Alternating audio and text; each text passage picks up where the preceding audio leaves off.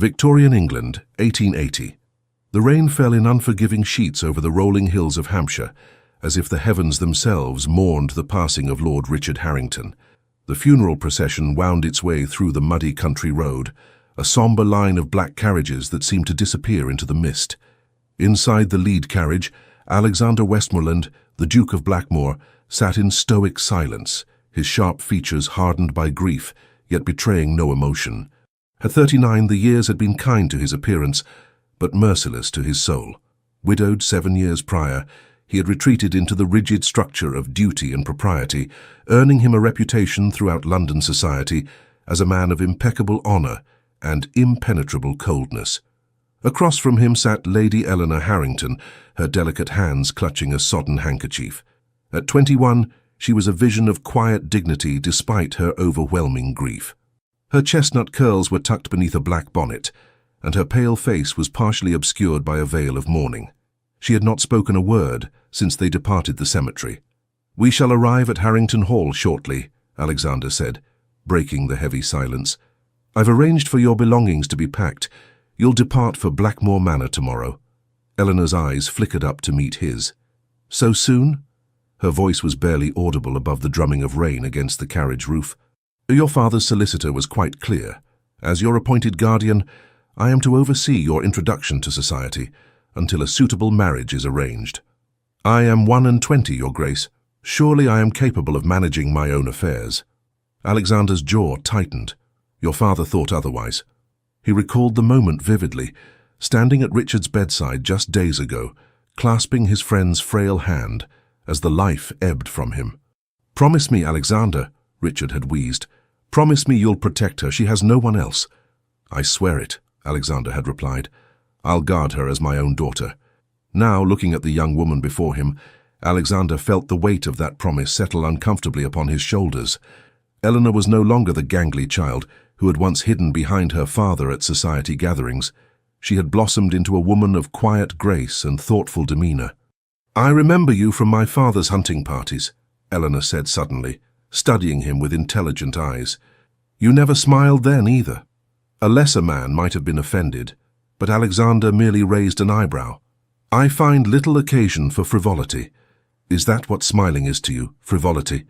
"In times of mourning, certainly."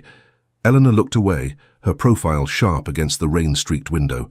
"My father smiled often, even in his final days." Alexander felt something twist in his chest. A pang of envy, perhaps, for his friend's ability to find joy even in darkness. Lord Harrington was a remarkable man.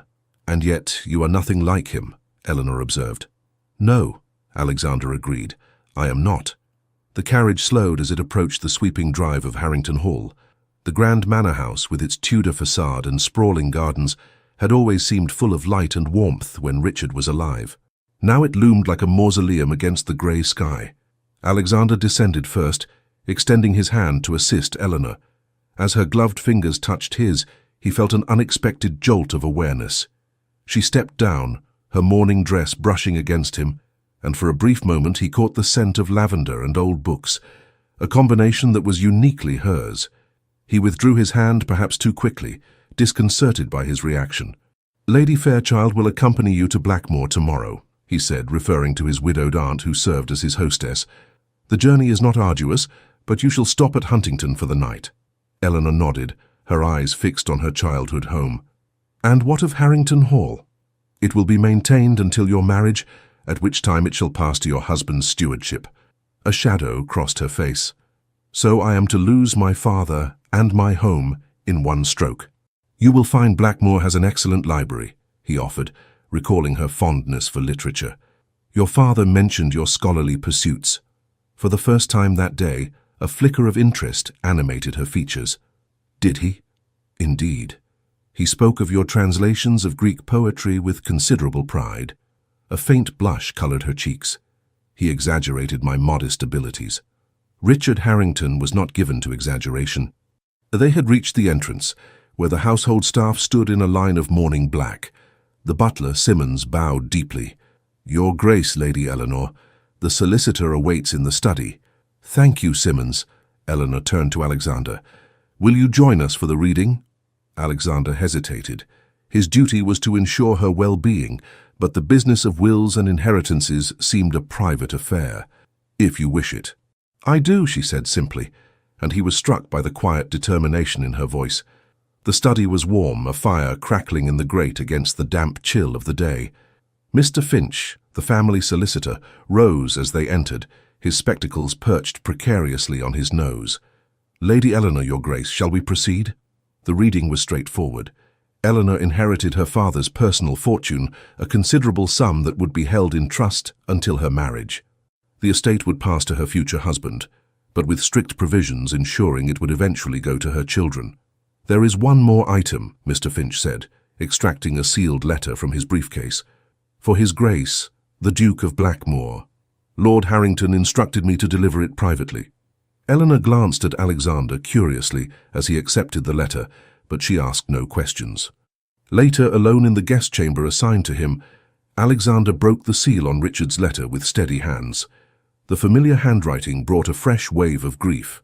"Alexander, by the time you read these words, I will have departed this world, leaving you with the burden of my most precious treasure. I know your sense of duty will compel you to honor your promise, but I ask that you do more than merely guard Eleanor's virtue and prospects. She is a remarkable creature, my friend, brilliant and spirited in ways that society often seeks to diminish in young women. Do not let her light be extinguished by the constraints of propriety. She deserves more than a convenient match with some titled buffoon. I remember how you were before Catherine's passing, a man who found joy in poetry and debate, who laughed without reservation. Perhaps in guiding Eleanor, you might rediscover some part of yourself that has been lost." With deepest gratitude and friendship, Richard Alexander folded the letter carefully, his throat tight with emotion. Outside, the rain had ceased, and a sliver of moonlight broke through the clouds, casting long shadows across the floor. He crossed to the window, gazing out at the silvery landscape. In the garden below, a solitary figure walked among the rose bushes. Eleanor, her black dress a stark contrast against the wet greenery. She moved with purpose, occasionally stopping to touch a bloom or leaf. As he watched her, a strange disquiet settled over him.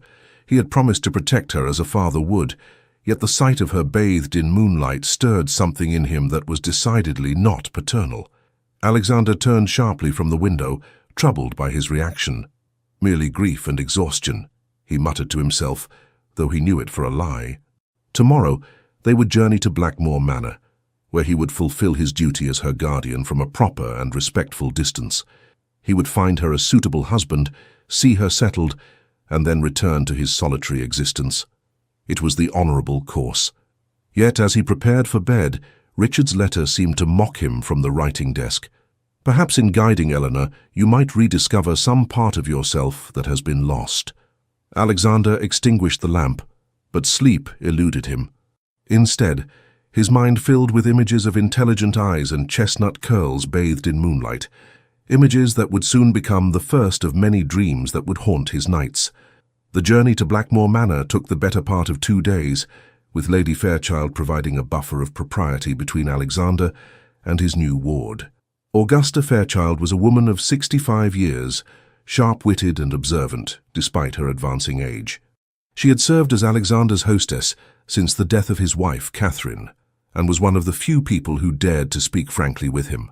As their carriage rolled through the imposing iron gates of Blackmore, Eleanor leaned forward to catch her first glimpse of what would be her new home. The manor rose from the mist like a Gothic dream, all stone battlements and soaring towers, surrounded by ancient oak trees whose gnarled branches seemed to reach for the grey sky. "It's like something from a novel," she murmured, unable to hide her fascination. Lady Fairchild chuckled. "Mrs. Radcliffe would certainly approve, though I assure you we harbour no mysterious monks or hidden passages." "That you know of, Aunt," Alexander replied with unexpected dryness, earning a surprised glance from Eleanor. "The Duke possesses a sense of humour after all," Lady Fairchild stage whispered to Eleanor, "though he guards it like a state secret." The carriage stopped before the grand entrance, where a line of servants awaited. Alexander helped first his aunt, and then Eleanor descend.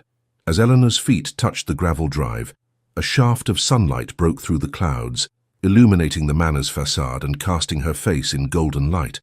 Alexander found himself momentarily transfixed by the sight. "Your Grace?" Eleanor's voice pulled him from his reverie. "Forgive me," he said stiffly. "May I present Mrs. Porter, the housekeeper, and Hargreaves, the butler. They will see to your needs." Mrs. Porter stepped forward, a plump, motherly woman with kind eyes. "Welcome to Blackmoor, Lady Eleanor. Your chambers have been prepared in the east wing, with a lovely view of the rose garden." "Thank you," Eleanor replied warmly. "I look forward to exploring the grounds." "And the library," added Lady Fairchild, with a knowing smile.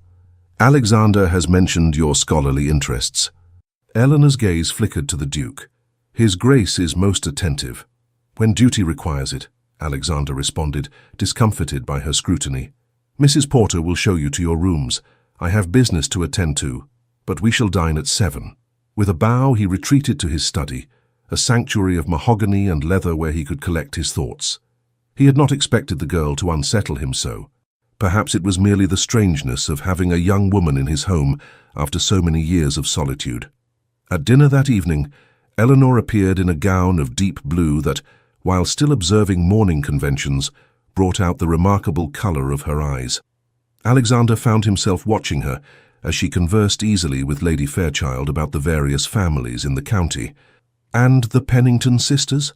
Eleanor inquired. "My father mentioned they were quite the force in local society."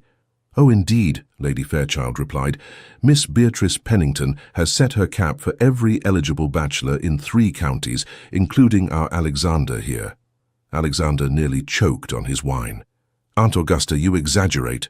"Do I? She practically swooned into your arms at the midwinter ball." Eleanor's lips curved in amusement. "And did his Grace catch her?"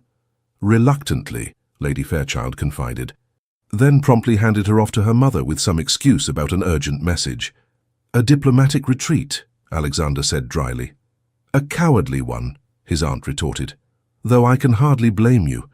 The woman has the intellectual depth of a puddle." Eleanor laughed, a bright musical sound that seemed to transform the cavernous dining room. Alexander found himself staring at the elegant line of her throat, the way her eyes crinkled at the corners. "Are there no ladies who meet with your approval, Your Grace?" she asked. "None who warrant the sacrifice of my independence," he replied, then immediately regretted his words. As her guardian, he should be advocating the virtues of matrimony, not dismissing it. "Yet you were married once," Eleanor observed quietly. An uncomfortable silence fell over the table. "Forgive me," she added quickly. "That was impertinent." "It was honest," Alexander replied, surprising himself. "Yes, I was married. Catherine was exceptional.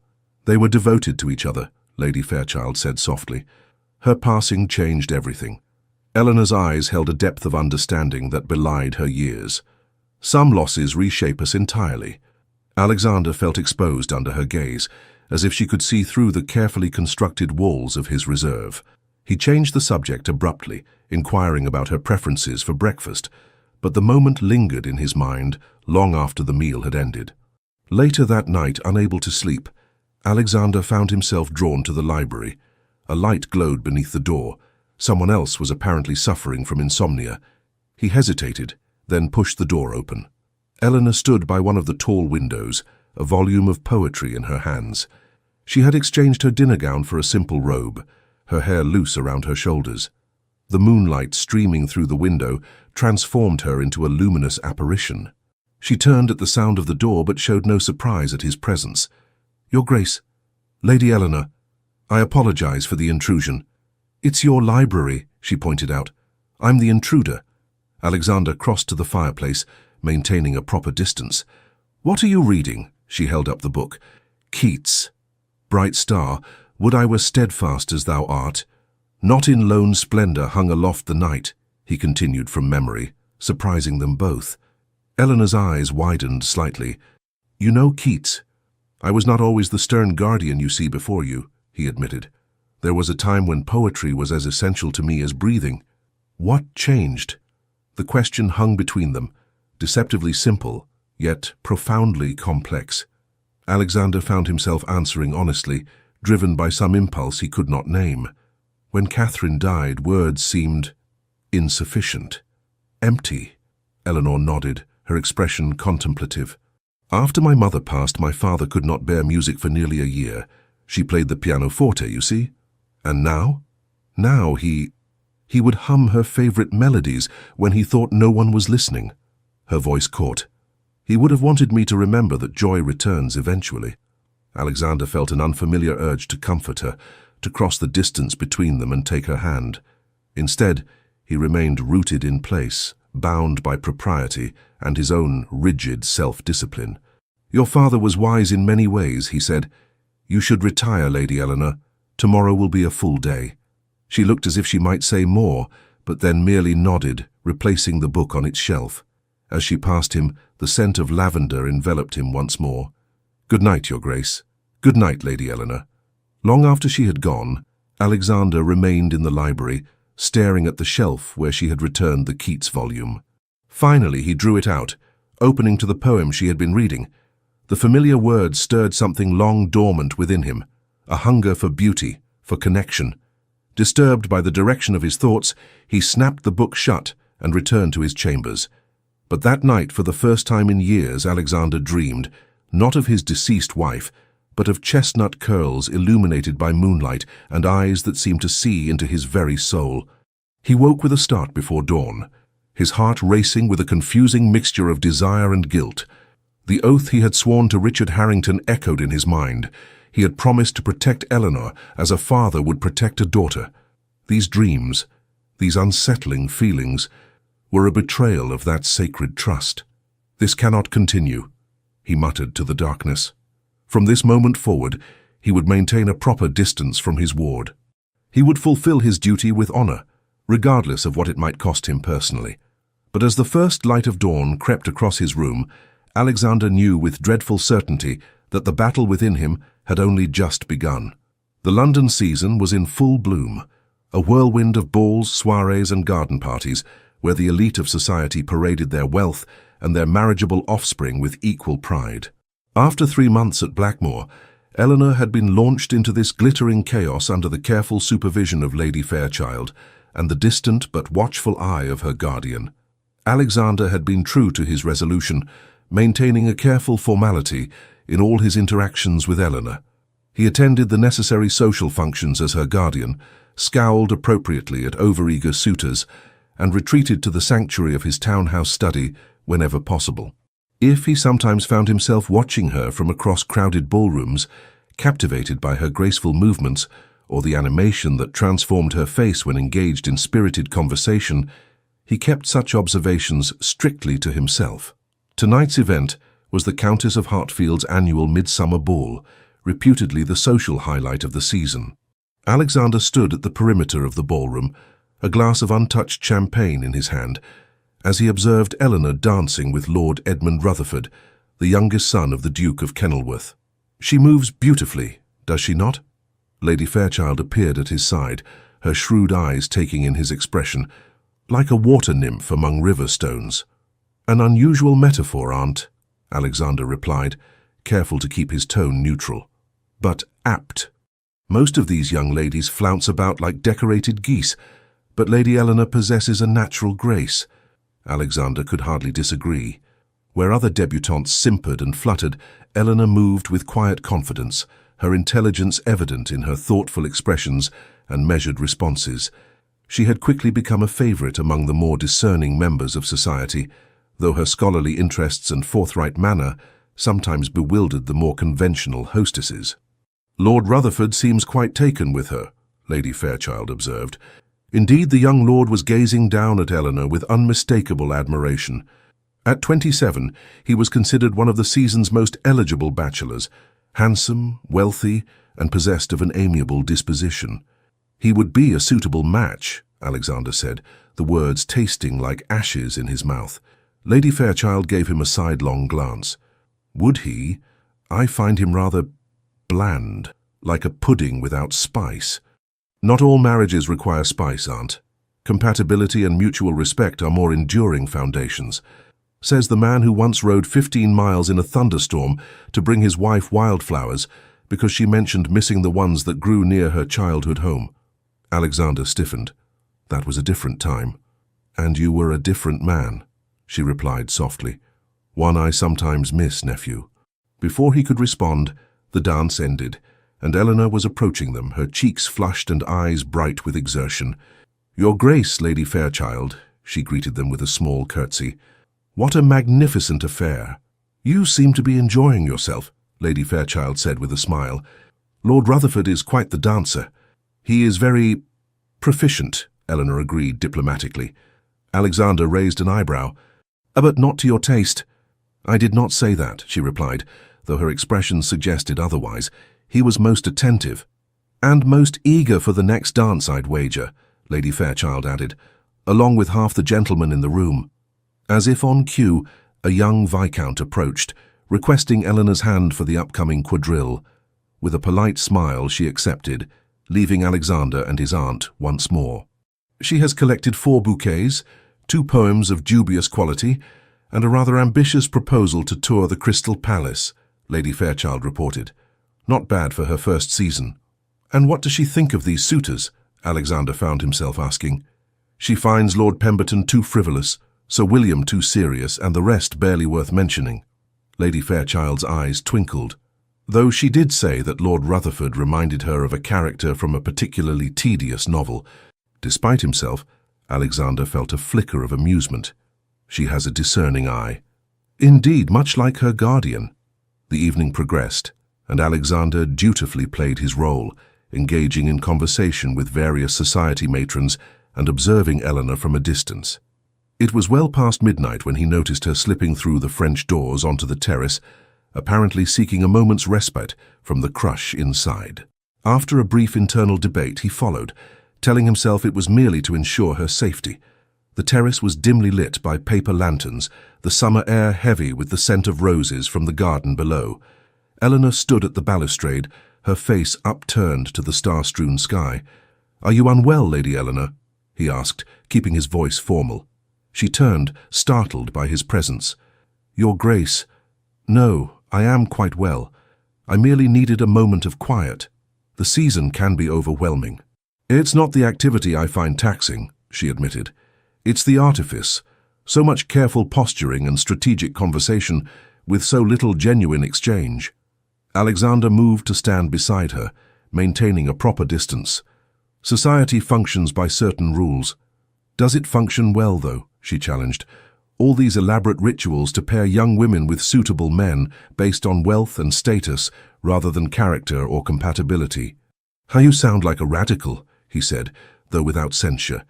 Eleanor laughed softly. "Perhaps I am. My father indulged my unconventional thinking. He believed women deserved more than to be decorative possessions." Richard always was ahead of his time. They fell silent, the distant music from the ballroom creating a strange, dreamlike atmosphere around them. "Lord Rutherford intends to call tomorrow," Alexander said finally. "He will likely seek my permission to court you formally." Eleanor's expression remained carefully neutral. "And will you grant it?" "He is well regarded from an excellent family and possesses sufficient fortune to maintain you in comfort."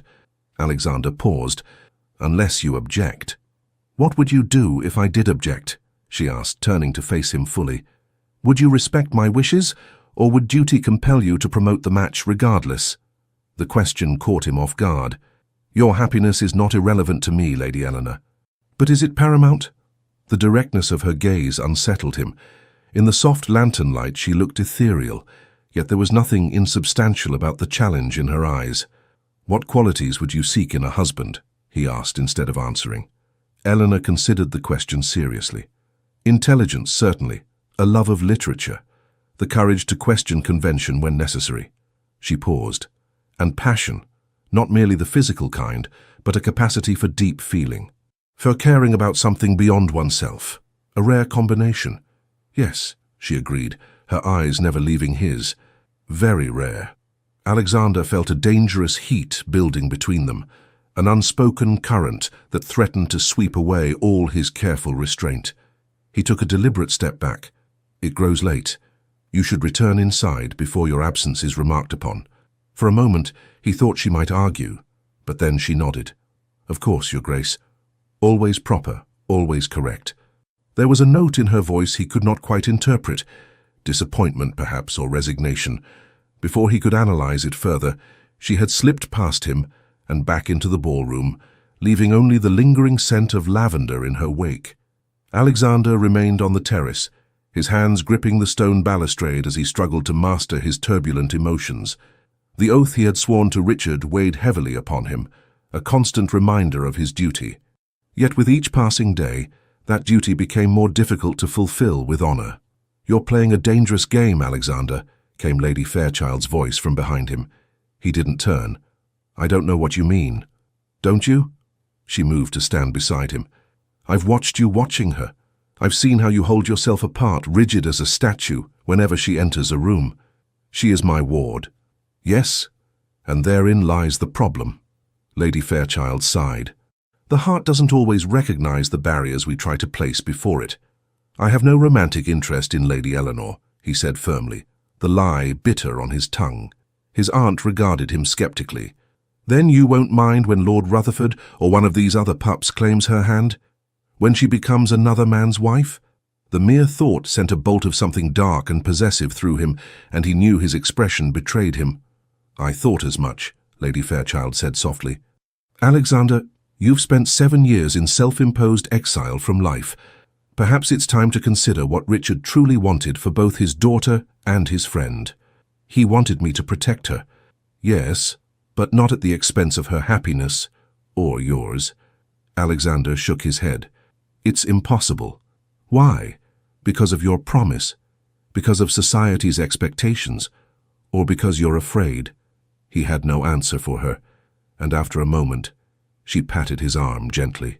"Think on it, nephew. But don't wait too long. Even duty has its limits." She left him alone with his thoughts and the distant strains of a waltz. Above, the stars glittered coldly, indifferent to the turmoil within his breast. Eleanor would dance with other men tonight, smile at their compliments, perhaps even encourage their suits. It was the natural order of things, the very outcome he had promised Richard he would facilitate. So why did the thought fill him with such unbearable anguish? The following afternoon, as predicted, Lord Rutherford called at the Duke's London residence, requesting a private audience. Alexander received him in his study, a sombre room that reflected its owner's temperament.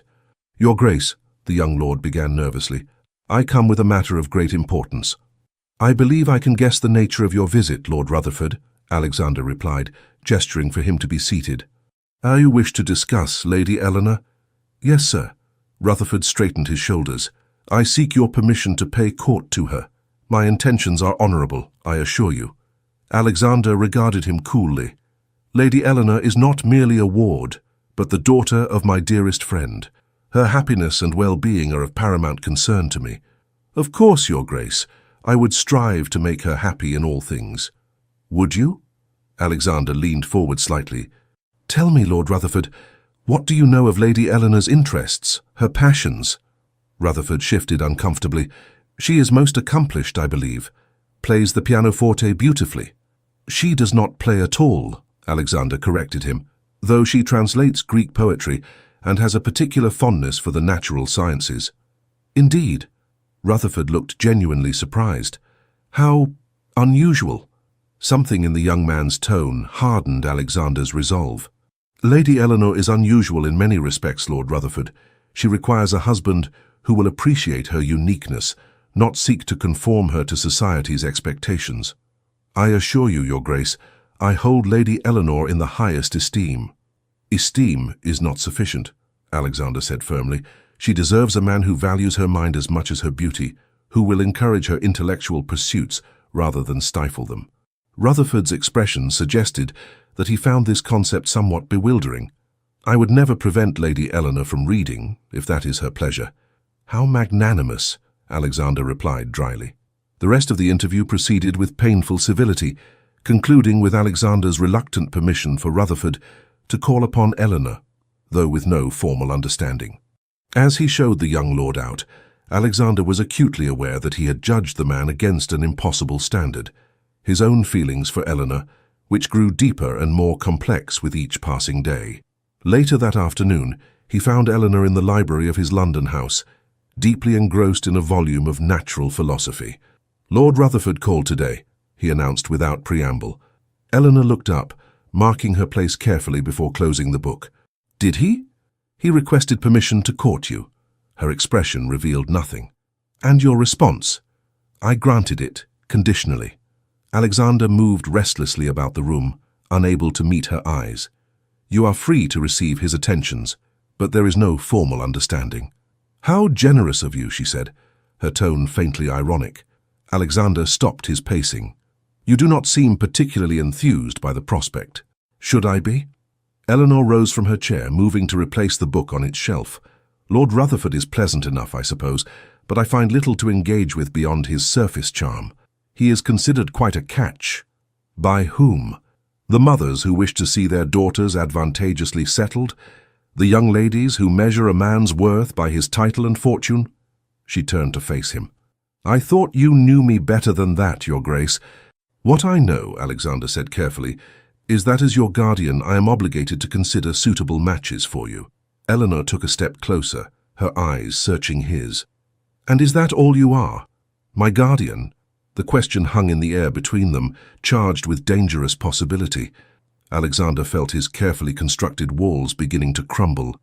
"What else would I be?" he asked, his voice rougher than he intended. "I don't know," she admitted softly. "Sometimes when you look at me, I think, but then you withdraw, retreat behind your walls of duty and propriety." Alexander's heart hammered in his chest.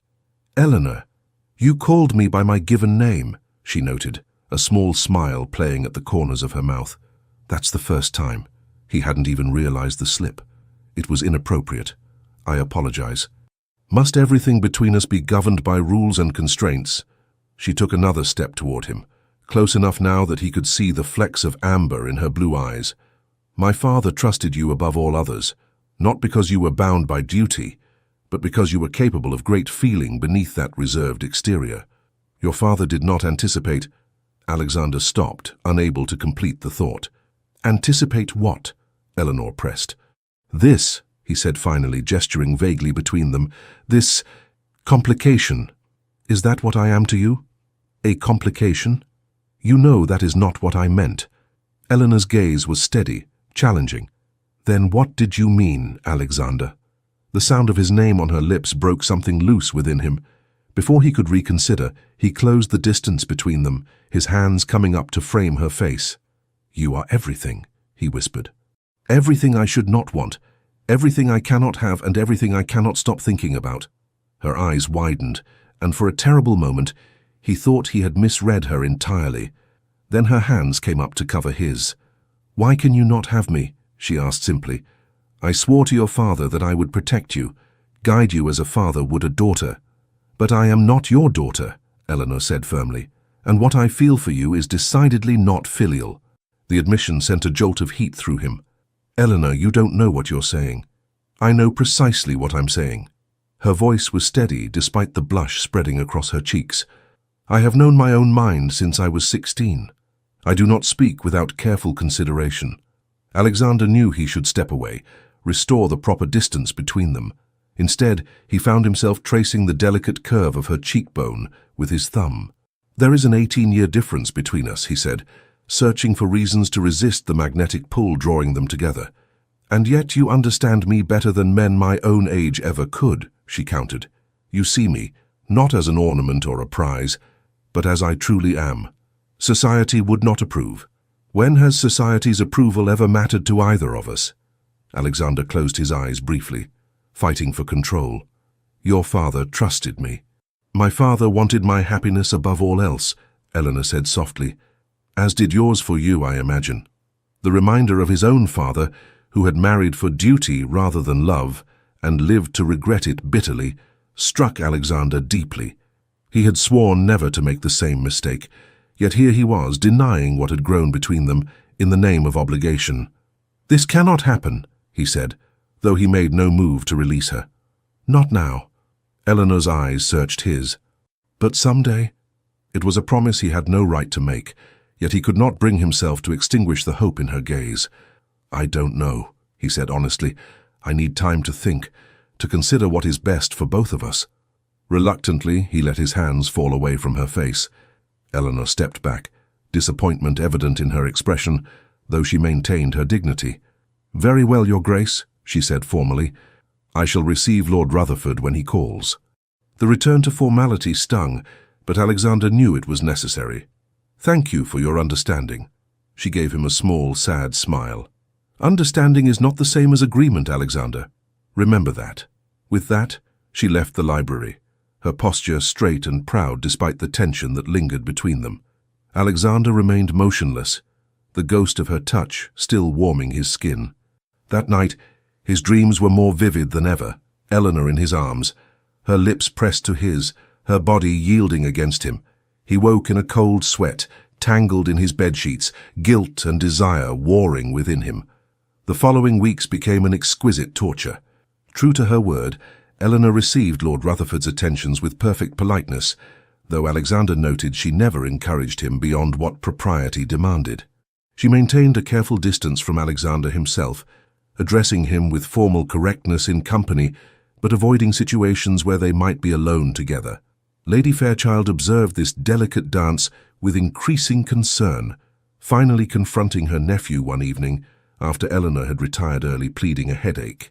"This cannot continue, Alexander," she said bluntly. "You're both miserable." "It will pass," he replied, though without conviction. "Will it? Or are you simply hoping that time will dull what you feel for her, that eventually she'll resign herself to marrying someone she doesn't love?" Alexander rubbed his temples wearily. "What would you have me do, Aunt? Break my word to her father? Scandalize society? Subject her to whispers and judgment?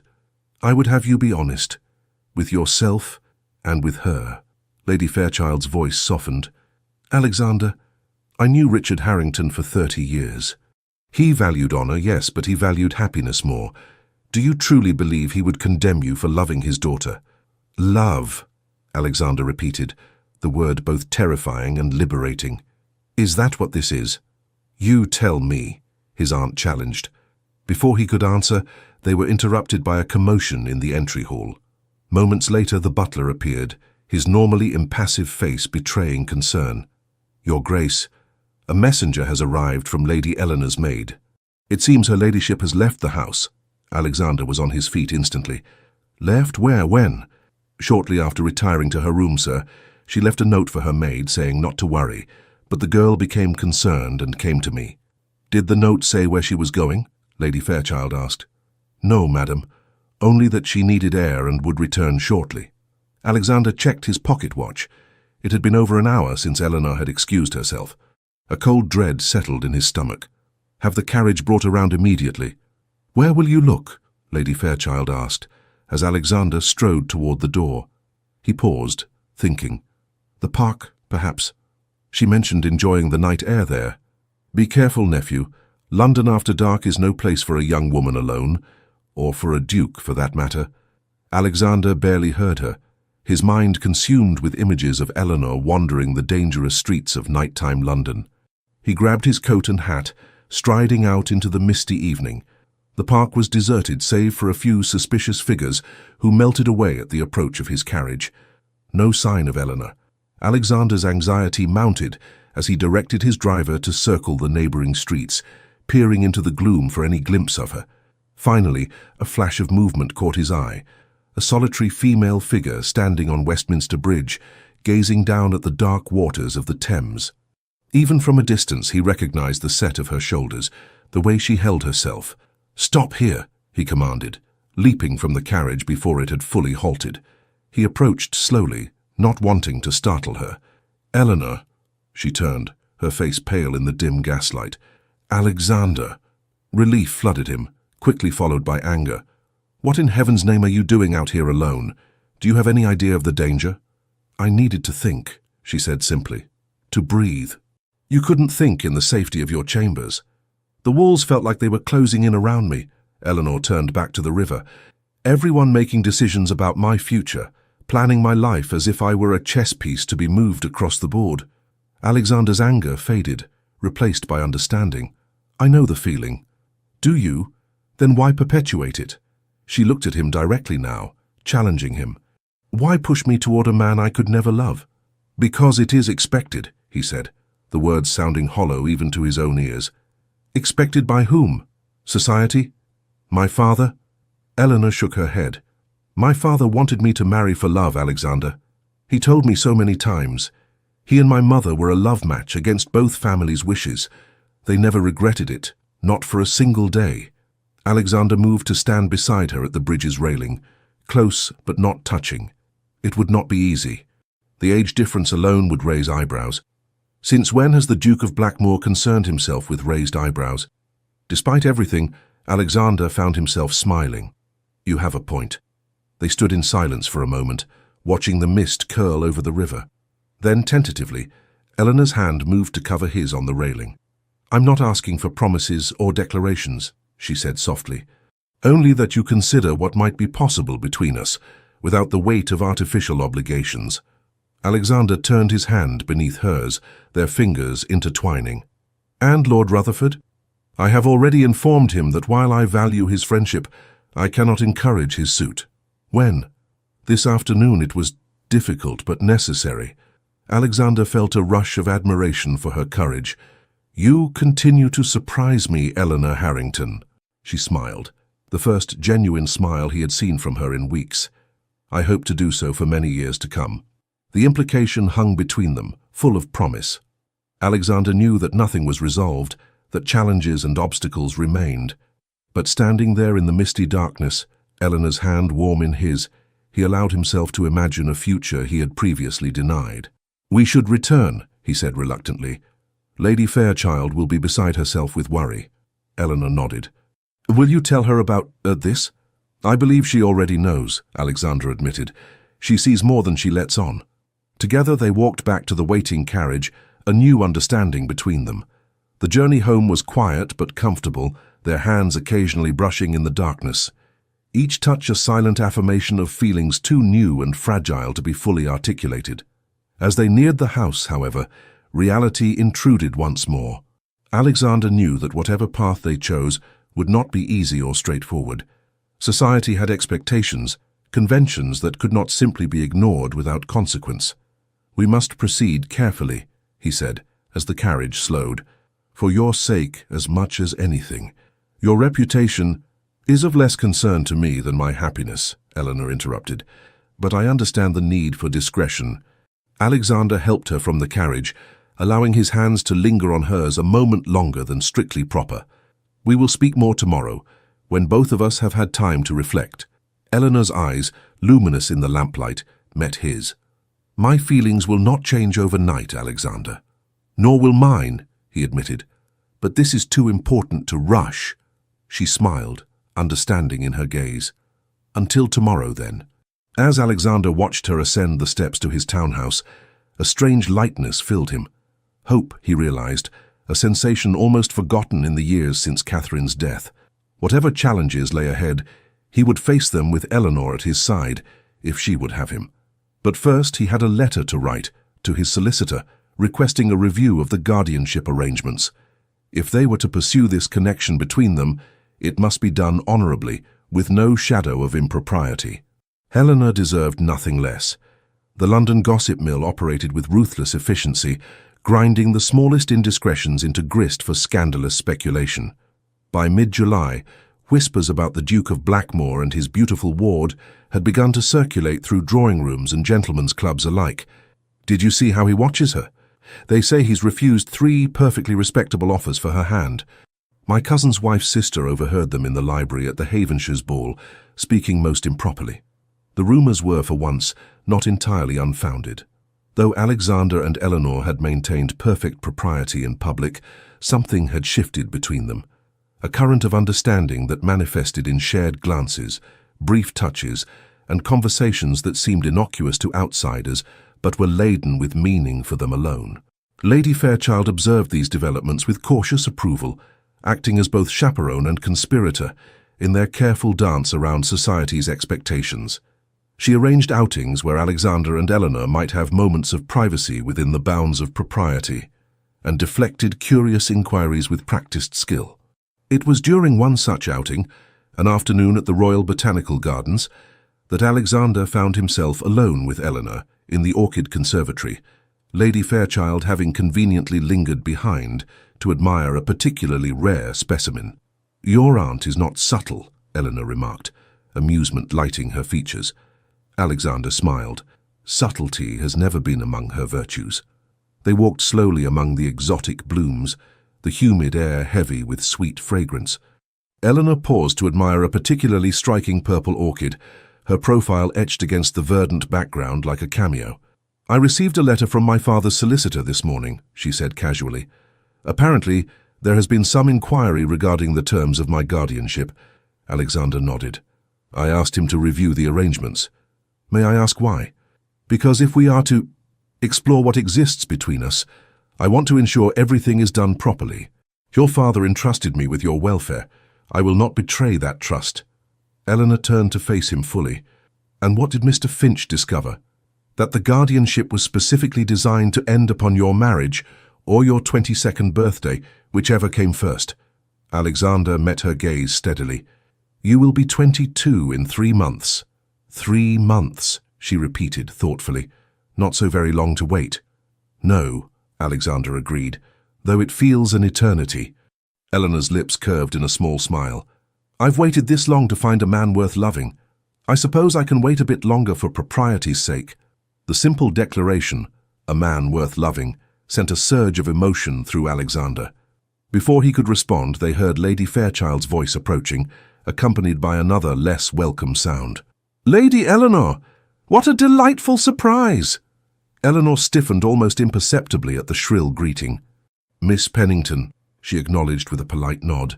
Beatrice Pennington swept into the conservatory in a flurry of pink silk and excessive ornamentation, her mother and Lady Fairchild following in her wake. At 28, Miss Pennington had been on the marriage mart for nearly a decade, her increasingly desperate pursuit of a titled husband becoming something of a society joke. "Your Grace," she simpered, dropping into a curtsy so deep it threatened to topple her precariously arranged coiffure.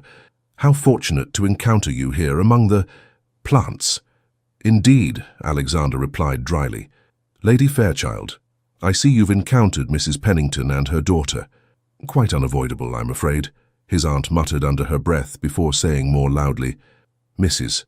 Pennington was just sharing the most fascinating gossip about Lord Rutherford's sudden departure for the continent." Eleanor's eyebrows rose slightly. "Lord Rutherford has left London?" "Oh yes," Beatrice said eagerly. "Quite abruptly. They say he was nursing a broken heart after being rejected by a certain lady." Her pointed glance at Eleanor left little doubt about whom she meant. "How unfortunate for him," Alexander said coolly, "though I'm sure the change of scenery will prove beneficial." Mrs. Pennington, a stout woman with shrewd eyes, studied the interaction with interest. "It does seem that eligible gentlemen are being turned away with alarming frequency this season. One wonders what Lady Eleanor is waiting for." "Perhaps she simply has standards that few can meet," Lady Fairchild suggested. "Or perhaps," Mrs. Pennington said, her gaze sliding meaningfully between Eleanor and Alexander, "her affections are already engaged elsewhere." A tense silence followed this thinly veiled insinuation.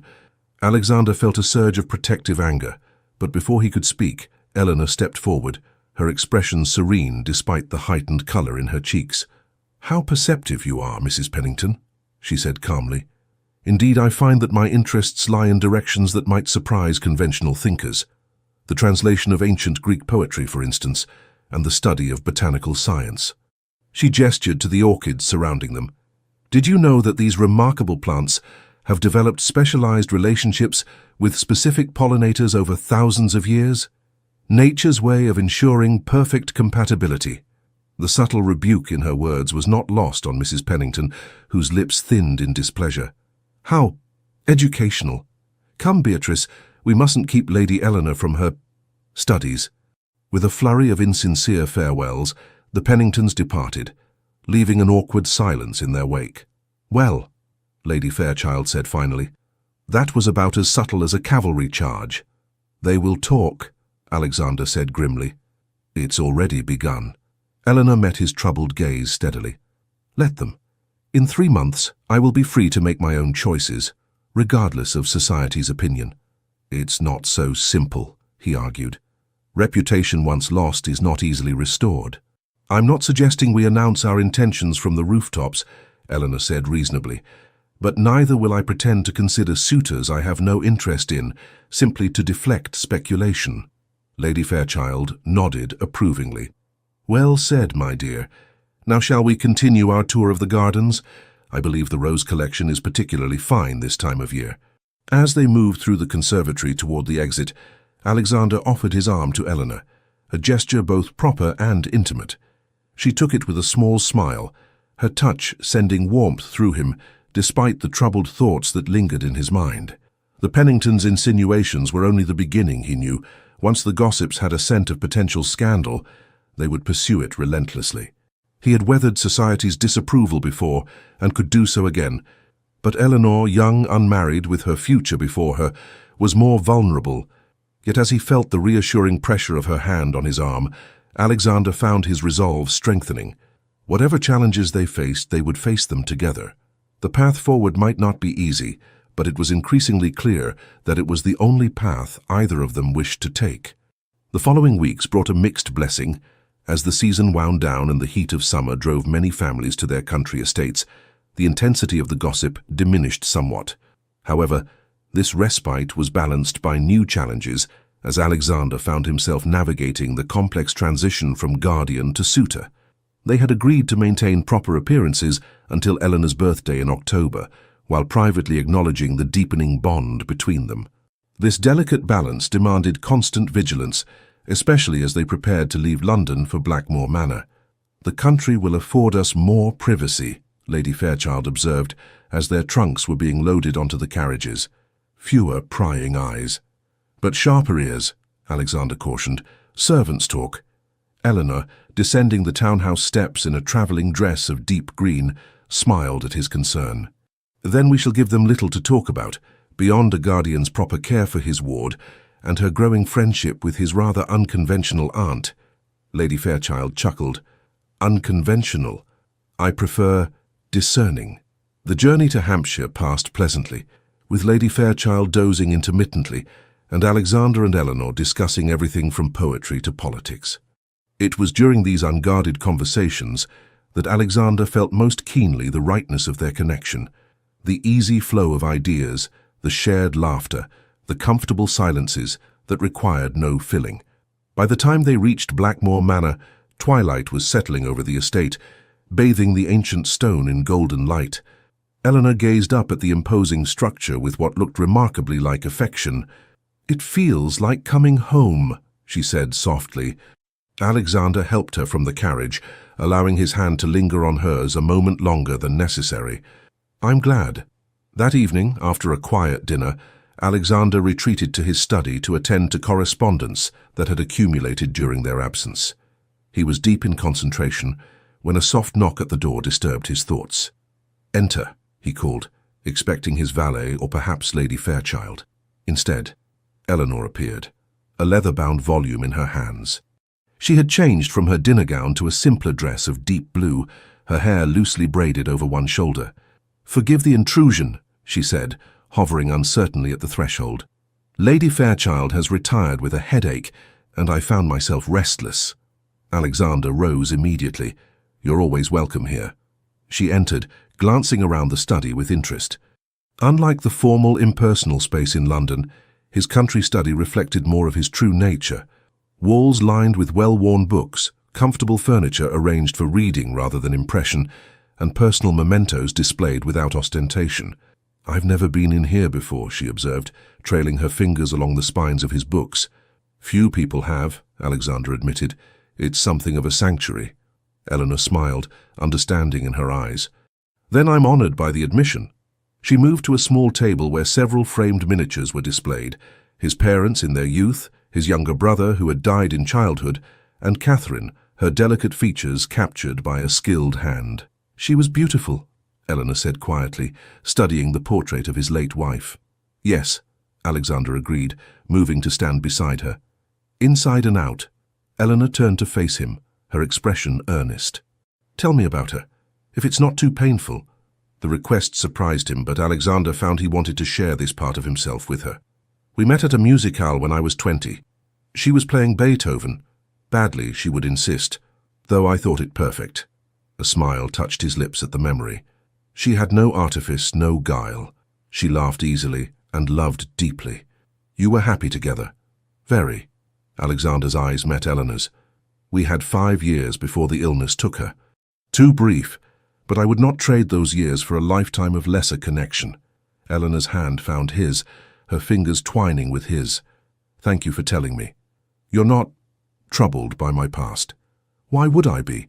Your capacity to love deeply, to commit yourself fully, these are qualities I admire, not faults to be overlooked. Her gaze was steady, unflinching. Catherine helped shape the man you are. I could never resent that. Alexander felt something shift within him at her words, a loosening of a knot that had bound him since Catherine's death, not a diminishment of what they had shared, but an acceptance that his heart had room for new love, different but equally profound. He raised their joined hands, pressing a kiss to her knuckles. You continue to astonish me, Eleanor Harrington. A blush stained her cheeks, but she did not look away. Good. I should hate to become predictable. The moment stretched between them, charged with unspoken emotion. Then, reluctantly, Eleanor withdrew her hand. I should retire, she said. Tomorrow promises to be a long day. Alexander nodded, though everything in him rebelled against her departure. Until tomorrow, then. She moved toward the door, then paused, turning back. I almost forgot. I brought you something. She returned to place the book she'd been carrying on his desk. I found it in the library at Harrington Hall before we left London. My father always said it was your favorite. Alexander looked down at the volume, a rare first edition of Wordsworth's poems that he and Richard had once spent an entire weekend hunting through bookshops to find. I thought it was lost, he said, his voice rough with emotion. Not lost, Eleanor replied softly, just waiting to be found again. With that, she slipped from the room, leaving Alexander with the precious book and a heart too full for words. The following days settled into a pleasant rhythm. Mornings found Eleanor in the library or gardens, often accompanied by Lady Fairchild, while Alexander attended to estate matters. Afternoons frequently included walks or rides through the extensive grounds, and evenings were spent in shared pursuits, reading aloud, chess matches, or music in the drawing room. To an outside observer, it would have appeared a perfectly ordinary household. A young lady completing her education under the supervision of her guardian and his aunt. But beneath this placid surface ran currents of deepening affection and growing anticipation as Eleanor's birthday drew nearer. It was during one of their afternoon rides, nearly a month after their return to Blackmoor, that the careful balance they had maintained was unexpectedly tested. They had ventured farther than usual, exploring the wooded boundaries of the estate. Lady Fairchild, claiming a twinge of rheumatism, had remained behind, extracting a promise that they would behave with perfect propriety in her absence, a promise delivered with a knowing twinkle in her eye. The day was gloriously fine, the September air crisp with hints of the autumn to come. Eleanor rode with easy grace, her dark riding habit setting off the flush of exercise in her cheeks. Alexander found himself watching her more than the path, captivated by the joy she took, in the simple pleasure of a brisk gallop across open country. They had paused to rest the horses beside a small stream when the weather changed, with the suddenness typical of English countryside. Dark clouds rolled in, and the first fat drops of rain began to fall. We should return, Alexander said, eyeing the rapidly darkening sky. Eleanor nodded, but as they mounted and turned back toward Blackmoor, the rain intensified, driven by a rising wind. Within minutes, they were thoroughly drenched. There's a gamekeeper's cottage ahead, Alexander called over the downpour. We can shelter there until this passes. The cottage was small but sturdy, maintained for the use of estate staff during hunts or when tending the more distant parts of the property. Alexander ushered Eleanor inside, then quickly saw to the horses, securing them in the small lean-to at the back. When he returned, dripping, to the main room, he found Eleanor had discovered a supply of dry firewood and was attempting to light the small hearth. Allow me, he said, moving to take the flint from her hands. Their fingers brushed, and despite the chill of the rain, heat flared between them. Eleanor stepped back, watching as he skillfully coaxed a flame from the tinder and built it into a proper fire. The cottage was sparsely furnished. A rough table with 2 chairs, a small cupboard containing basic supplies, and a narrow cot against one wall, presumably for the gamekeeper's use during overnight stays. You should move closer to the fire, Alexander suggested, noticing Eleanor's shiver. Your habit is soaked through. Indeed, the heavy wool riding dress clung to her, in a way that proper society would find scandalous, outlining the slender curves of her figure. Alexander averted his gaze, struggling to maintain the decorum they had so carefully preserved.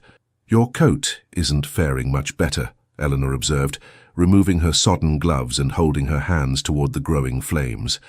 Alexander shrugged out of the dripping garment, hanging it near the fire to dry. His shirt, though damp, had been somewhat protected, but he was acutely aware of the impropriety of their situation, alone, rain-soaked, in a remote cottage with night approaching. "The storm seems to be settling in," he said, peering out the small window at the lashing rain. "We may be here for some time." Eleanor met his gaze steadily. "Are you concerned about my reputation or your own resolve?" The directness of her question startled a laugh from him. "Both, perhaps." She smiled, the firelight casting a golden glow over her features. "We've maintained perfect propriety for weeks now. Surely we can manage a few more hours." "Hours that may extend into the evening," Alexander pointed out. "If we don't return by nightfall, there will be talk. Lady Fairchild will understand the delay. It's not my aunt I'm worried about."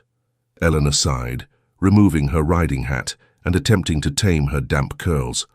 "Always society. Always appearances. Don't you ever tire of it?" "Constantly," he admitted. "But I would not have your name tarnished, especially when we're so close to resolving matters properly." She moved toward him, close enough that he could see droplets of rain still clinging to her eyelashes. 6 weeks, she said softly. 6 weeks until my birthday, and then we need no longer pretend."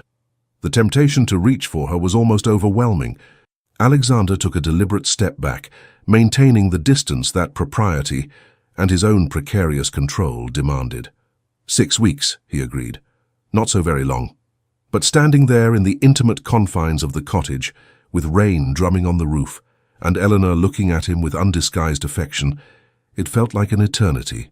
They passed the next hour in careful conversation, scrupulously avoiding topics that might inflame the tension simmering between them. Eleanor discovered a deck of cards in the cupboard, and they engaged in several hands of whist, the mundane activity providing a welcome distraction. As dusk approached, Alexander became increasingly concerned about their situation. "The rain shows no sign of abating. I think we must reconcile ourselves to spending the night here." Eleanor's eyes widened slightly. "Lady Fairchild will be beside herself with worry. She knows I would keep you safe," Alexander assured her. "And when we fail to return, she'll send searchers. But in this weather, with darkness falling, they're unlikely to find us before morning." Eleanor nodded, accepting the reality of their predicament with characteristic pragmatism. "Then we must make the best of it." Alexander busied himself checking the cottage's supplies, relieved to find dried meat, bread, and even a small flask of brandy. "Not the dinner you're accustomed to, I'm afraid." "I'm hardly fragile," Eleanor replied, accepting the simple fare with good grace. They ate in companionable silence, the fire casting long shadows across the rough wooden floor.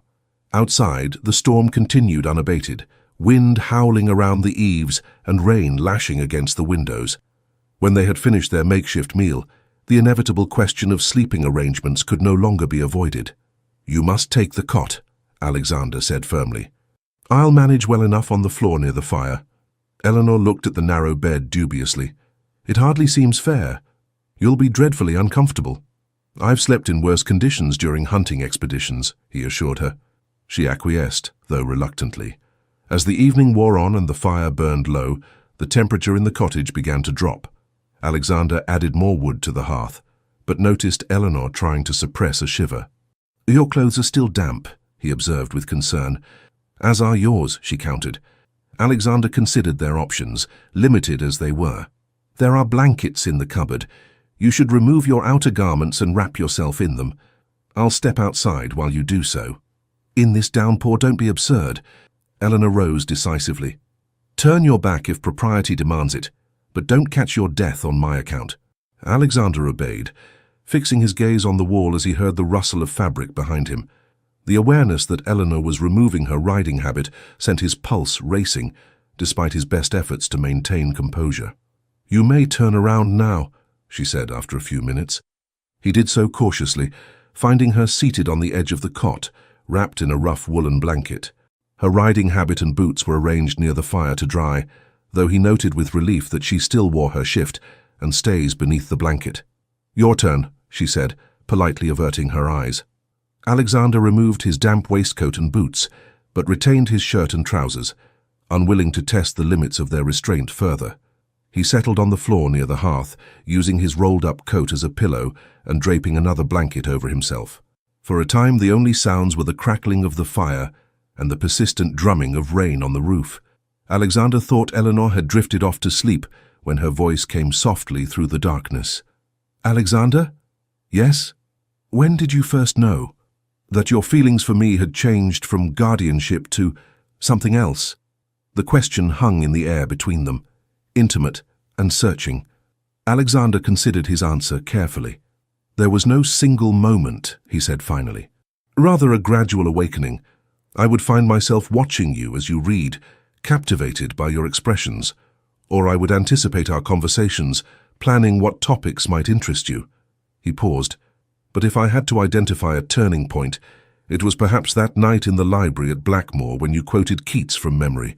You stood in the moonlight, and suddenly I saw not my ward, but a woman of remarkable mind and spirit." "I remember that night," Eleanor said softly. "You recited the poem with me. It was the first time I glimpsed the man behind the stern guardian." "And you?" Alexander asked, curiosity overcoming propriety. "When did you first know that I was falling in love with you?" The word, love, spoken so openly between them for the first time, sent a jolt through him. "Yes," he managed. Eleanor was quiet for a moment. "I admired you from the beginning," she said thoughtfully. "Your integrity, your intellect. But I think it was during those weeks after my father's funeral, when I was still lost in grief. You never offered empty platitudes or treated me as fragile. You gave me space to mourn, but also purpose, books to read, translations to attempt. You saw my strength when I couldn't see it myself." Alexander felt humbled by her words. "I only did what seemed right. That," she said simply, "is precisely why I love you." The declaration, delivered with such quiet certainty in the intimate darkness of the cottage, broke through Alexander's carefully maintained reserve. He rose from his place by the fire and crossed to kneel beside the cot, taking Eleanor's hand in his. "Eleanor," he said, his voice rough with emotion, "I have tried to be honorable, to respect the trust your father placed in me, but I can no longer deny what I feel for you. I love you, not as a guardian but as a man loves a woman he hopes to make his wife." In the flickering firelight he saw tears shining in her eyes. "Alexander," she whispered. He pressed her hand to his lips. "I know the timing is not what we planned. I had thought to wait until your birthday to do everything properly, but I find I can no longer keep these words unspoken." "Then speak them," Eleanor urged, her free hand coming up to touch his cheek. "Here now with only the storm as witness." "I love you," he said again, the words coming easier now. "Your brilliant mind, your courageous heart, your unwavering spirit. You have brought light back into my life when I thought darkness was all that remained for me." Eleanor's smile was radiant despite her tears. "And I love you, not as a girl with a romantic fancy, but as a woman who knows her own heart and mind. I choose you, Alexander Westmoreland, with clear eyes and full purpose." The sincerity in her gaze undid him. With a groan of surrender, Alexander leaned forward, capturing her lips in a kiss that began gently but quickly deepened as years of loneliness and months of restraint gave way to the flood of emotion between them. Eleanor's arms wound around his neck, drawing him closer as she responded with surprising passion. The blanket slipped from her shoulders as she shifted to the edge of the cot, pressing against him with innocent eagerness. It was this very innocence that finally penetrated Alexander's haze of desire. With enormous effort, he broke the kiss, though he kept her in the circle of his arms. "We must stop," he said, his breathing uneven. Eleanor's eyes, dark with unfamiliar emotions, searched his. "Must we?" "Yes," he said firmly, though everything in him protested. "Not like this, Eleanor. Not in a gamekeeper's cottage during a storm, with your reputation at risk and our future uncertain." She sighed, resting her forehead against his shoulder. "Always the honorable man." "Not always," he admitted, pressing a kiss to her hair, "but in this I must be. I respect you too much to act otherwise." Eleanor nodded, understanding in her eyes as she drew back slightly. 6 more weeks, she said. 6 weeks, he agreed. And then, if you'll have me, a lifetime together. He retrieved the fallen blanket, wrapping it carefully around her shoulders before returning to his place by the fire. Though they were physically separated by the width of the small room, a new intimacy bound them together. Promises spoken and unspoken, a future now clearly envisioned rather than merely hoped for. As Eleanor drifted to sleep, lulled by the rain and the warmth of newfound certainty, Alexander remained awake, watching over her. Whatever challenges awaited them, society's judgment, the adjustment to their new relationship, the practical matters of marriage and estate, they would face them together. For the first time in 7 years, Alexander Westmoreland, Duke of Blackmore, allowed himself to look forward to the future with genuine hope. 3 months later, the drawing room at Blackmore Manor glowed with candlelight, the winter evening held at bay by blazing hearths and the warmth of celebration. A small gathering of trusted friends had assembled to witness the signing of the marriage contract between Alexander Westmoreland, Duke of Blackmore, and Lady Eleanor Harrington. "Are you certain about this, my dear?" Lady Fairchild asked, adjusting Eleanor's hair as they prepared to join the gathering. "A quiet wedding at Blackmore rather than a grand London affair. Many young ladies dream of a cathedral and hundreds of guests." Eleanor smiled, meeting her soon-to-be aunt's gaze in the mirror. "I'm certain. What matters is not the ceremony but the marriage that follows." Lady Fairchild patted her shoulder affectionately. "You always did have more sense than convention. Alexander is fortunate indeed." "As am I," Eleanor replied softly. Downstairs, Alexander awaited her arrival with barely concealed impatience. The past 3 months had been a careful navigation of society's expectations and their own deepening bond. After the night in the cottage, they had maintained proper appearances until Eleanor's birthday, when Alexander had formally relinquished his guardianship. 1 week later, to the surprise of no one who knew them well, he had proposed marriage. Society had buzzed with gossip, of course. Some questioned the propriety of a guardian marrying his ward so soon after her coming of age. Others raised eyebrows at the 18-year age difference. The more vicious whispers suggested improprieties during Eleanor's guardianship. But Alexander and Eleanor faced the speculation with united dignity, neither denying their feelings nor apologizing for them. They had decided on a winter wedding at Blackmore rather than waiting for the traditional June ceremony in London, partly to avoid the height of the gossip season, but mostly because neither wished to delay their future together. "Your Grace," Mr. Finch approached, legal documents in hand. "Everything is prepared for the signing." "Thank you," Alexander replied, his eyes drawn to the doorway where Eleanor now stood. She wore a gown of deep ivory silk, simple yet elegant, with Catherine's sapphires at her throat. A gift from Alexander that had brought tears to her eyes when he presented them the previous evening. "You look beautiful," he said quietly as she joined him. Eleanor's smile was radiant. "And you look happier than I've ever seen you." "I am," he admitted, offering his arm. "Shall we make this official?" The signing proceeded with formal dignity, witnessed by Lady Fairchild, Mr. Finch, and the local vicar who would perform the ceremony the following day. As Eleanor's signature joined his on the marriage contract, Alexander felt a profound sense of rightness, as if the disparate pieces of his life were finally falling into their proper places. Later, as their guests enjoyed refreshments, Alexander drew Eleanor aside into the library, the room where their journey toward each other had truly begun. "I have something for you," he said, retrieving a small package from his desk drawer. Eleanor unwrapped it carefully, revealing a leather-bound journal. "It's lovely," she said, running her fingers over the embossed cover. "But I don't understand." "Open it," Alexander encouraged. Inside she found pages filled with his precise handwriting, line after line of poetry. "These past months I found myself returning to verse," he explained. "Words that had once seemed empty suddenly felt necessary again. The only way to express what you've awakened in me." Eleanor's eyes glistened as she read the first poem, addressed simply to E. "Alexander," she whispered, deeply moved. "This is beautiful. You restored poetry to me," he said, taking her hands in his. "Just as you restored joy and purpose and hope. Tomorrow you will become my wife in the eyes of the world, but in my heart you have already transformed me." Eleanor rose on tiptoe, pressing a gentle kiss to his lips. And you have transformed me, from a girl uncertain of her place to a woman confident in her choices and her future." A discreet knock interrupted them. "Forgive me, Your Grace," Hargreaves said from the doorway, "but Lady Fairchild asked me to remind you that propriety suggests the bride and groom should not be absent from their own celebration for too long." Alexander laughed, the sound free and unrestrained in a way that still surprised those who had known him during his years of grief. "Tell my aunt we shall return directly." As the butler withdrew, Alexander offered Eleanor his arm once more. "One more evening of propriety," he said with a smile that promised much more, "and then a lifetime of being truly ourselves together." Eleanor's answering smile held both innocence and anticipation. "I can think of no greater happiness."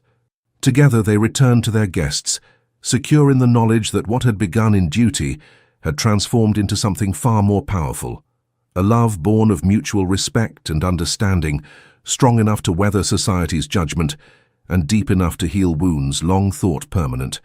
And later that night, as snow began to fall gently over Blackmore Manor, Alexander stood at his study window, watching the grounds transform into a glittering wonderland.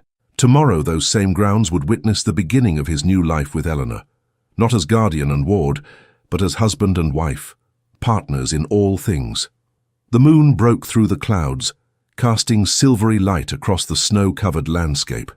Alexander remembered Eleanor standing in just such moonlight the night he first realized his feelings had changed. How far they had come since then, through doubt and struggle, through society's constraints and their own fears, to this moment of perfect certainty. "Are you ready for tomorrow?" came Eleanor's voice from the doorway. Alexander turned, drinking in the sight of her, his future, his heart, his home. "I've been ready since the moment I admitted I loved you," he said simply. The rest was just waiting for the world to catch up. Eleanor crossed to join him at the window, fitting perfectly against his side as his arm encircled her shoulders. Together they watched the moonlit snow, the silence between them comfortable and expectant, the silence of two people who had found in each other not just love but understanding, not just passion but partnership. "Look," Eleanor said softly, pointing to where the clouds had parted completely, revealing a canopy of brilliant stars. "Bright star, would I were steadfast as thou art. Not in lone splendor hung aloft the night," Alexander continued, the familiar verses now imbued with new meaning. "And watching, with eternal lids apart, like nature's patient, sleepless eremite." As their voices blended in the quiet room, the final lines seemed a perfect promise for the journey ahead. "Still, still to hear her tender taken breath, and so live ever or else swoon to death." Tomorrow would bring vows and celebration, the official beginning of their life together.